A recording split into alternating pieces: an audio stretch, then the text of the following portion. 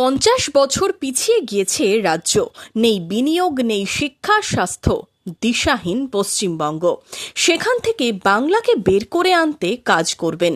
মন্ত্রী হিসেবে দফতরের ঘোষণার পর এমনটাই দাবি করলেন অনগ্রসর শ্রেণী কল্যাণ এবং গণশিক্ষা প্রসার ও গ্রন্থাগার পরিষেবা দপ্তরের মন্ত্রী গৌরীশঙ্কর ঘোষ। বললেন, চ্যালেঞ্জ নিয়েই হবে কাজ। মূলত দীর্ঘদিন ধরে বিভিন্ন দায়িত্ব সামলেছি, এটা একটা নতুন দায়িত্ব। এতদিন বিরোধী দলে বসে দায়িত্ব সামলেছে, এবার সরকারি পদে বসে দায়িত্ব সামলাতে হবে, এটাই পার্থক্য।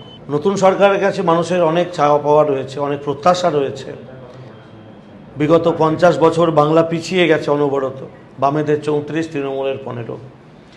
মানুষ চাইছে রবীন্দ্রনাথের বাংলা আবার জেগে উঠুক, বিবেকানন্দের বাংলা জেগে উঠুক, নেতাজি সুভাষ, কাজী নজরুলের বাংলা যে পরিচয় নিয়ে একসময় বাংলাকে মানুষ দেখত, সেই পরিচয়ে ফিরে আসুক। সেজন্য আমাদেরকে চ্যালেঞ্জ নিয়ে কাজটা করতে হবে।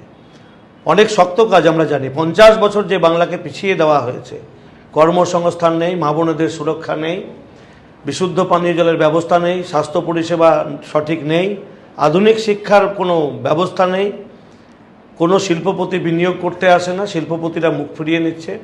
যে বাংলা সারা দেশকে একসময় পথ দেখাতো, সে বাংলা আজকে দিশাহীন অবস্থায় রয়েছে। বাংলার মানুষ পরিযায়ী শ্রমিক হচ্ছে। সেই জায়গা থেকে বাংলাকে বের করে আনতে আমাদের সরকারকে কাজ করতে হবে। আমিও যেহেতু সরকারের একজন মন্ত্রী, আমারও দায়িত্ব। বাংলা যেভাবে 50 বছর পিছিয়ে গেছে, আগামী দিনে আমাদের নেতৃত্বে সরকার যেন একটু একটু করে এগিয়ে সেই নেতাজি সুভাষ, কাজী নজরুল, বিবেকানন্দ, রবীন্দ্রনাথের বাংলা আমরা প্রমাণ দিতে পারি যে বাংলা আবার ভারতবর্ষকে পথ দেখাবে। আমরা সেই বাংলা গড়ার জন্য কাজ করব। এটা একটা চ্যালেঞ্জ। সেই জন্য চ্যালেঞ্জ নিয়ে কাজ করতে অবশ্যই ভালো লাগে।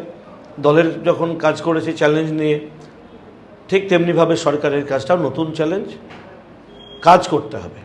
বুধবার প্রকাশিত হয়েছে মন্ত্রীদের দপ্তরের চূড়ান্ত তালিকা।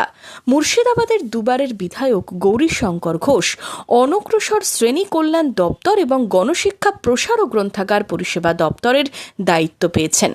দপ্তরের ঘোষণার পর রাজ্যকে এগিয়ে নিয়ে যেতে কাজের দাবি মন্ত্রীর। Bureau report, imagine community media.